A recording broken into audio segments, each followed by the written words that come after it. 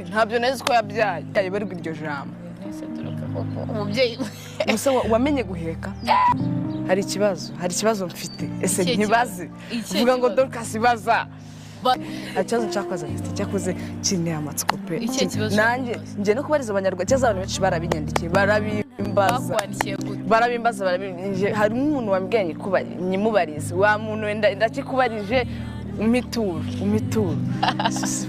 warabyaye tukubwire musubire nta maho ni mwonkwe ubu nanjye ndi aunt wambwira ngo muhasubire musubire nta maho mwonkwe guta umubyeyi aberwa iryo jambo guta umubyeyi aberwa iryo jambo umubyeyi gusa wamenye guheka yewe sigaye mfata umwana nkamukubita mu mugongo aryo zamunaga ubundi turi kubariza abakunzi bacu mwari abantu barabyanditse barabivuga ariko bimwe nabonye ari n'ibihuha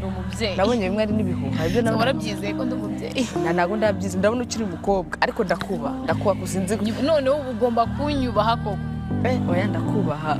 mama runaka nanjye ndi aunt mfite umwana mbere aunt haleluya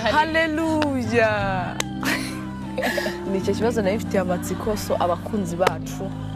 turacyahari rero turabakunda cyane abantu bashaka kugira ibintu batubaza mwandike muri comment turari ngo tubasubize ikindi umuntu wese ushaka kugira ikintu atubwira yandike atwandike kuri Instagram yacu ya vestine na Dorcas iyi nshyashya twaberetse na TikTok oh my god I can't wait kuririmba nanjye kuyiririmba imvugo yiwe ni saha ubwari data wabivuze bizoshika n'umugabo w'umunya